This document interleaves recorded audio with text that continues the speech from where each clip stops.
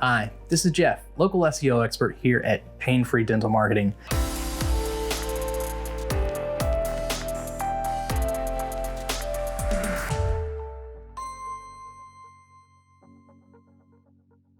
All right, so let's dive into BrightLocal. BrightLocal, again, is a great tool that we set up in a previous box that allows us to track your online search results. But it also gives us a few other bits of information that are pretty useful as far as being strategic with our SEO. Now, if for any reason you haven't set up your account already, go ahead and pause what you're doing, stop, go back to your previous box, and set up your BrightLocal account.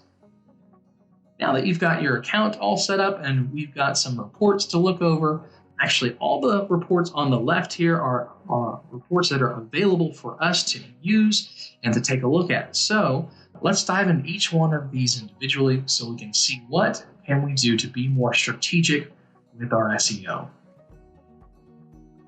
All right, let's take a look at your Google Analytics report. Now again, you have access to Google Analytics, or you should have already installed Google Analytics in a previous box for your website.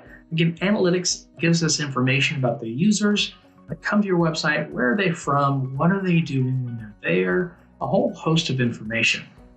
Now, this platform here will allow us to view some basic information. It's definitely much more user-friendly and easy to navigate than going to analytics.google.com.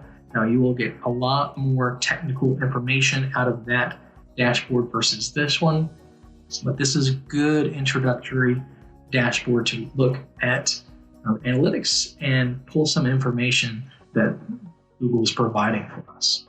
So there are just a couple things you like to pull from these reports, places that you should be taking a look at in a basic way. Just every couple of months, cut back and check to see how these things are doing. And they're good benchmarks for it if you need to take additional action.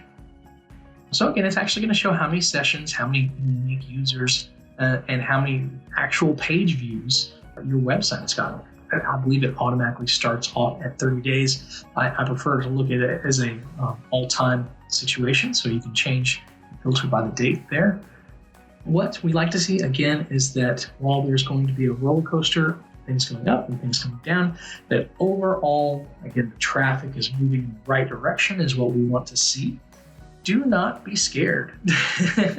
This last month on any report is always going to be down, unless you're doing the search on the very last day of the month, because it's pulling in information for that month up to that date. So basically, if you're 10% through a month, you're going to see that last month is going to look a lot lower than if you looked at this report right at the end.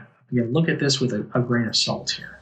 Again, just making sure that over time, you're not seeing any dramatic drops, say this last month, in the actual number of sessions and users. And these should be pretty similar as far as the actual curve to the graph. If there's anything off, you definitely want to take a look as to why, if there's dramatic differences. Typically on a dental website, most people only go to that home page, they find the information that they need, and then they move on. So you will not see a large amount of page sessions. That is to be expected. Somewhere between 1 to 2 is pretty normal.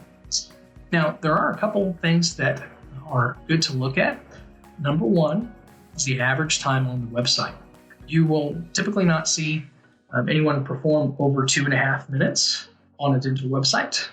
But if, for instance, you are on the very, very low end of that, let's say people are only staying on your website for about 20 seconds, there's probably a reason for that. That was pain-free, wasn't it? And you did it yourself.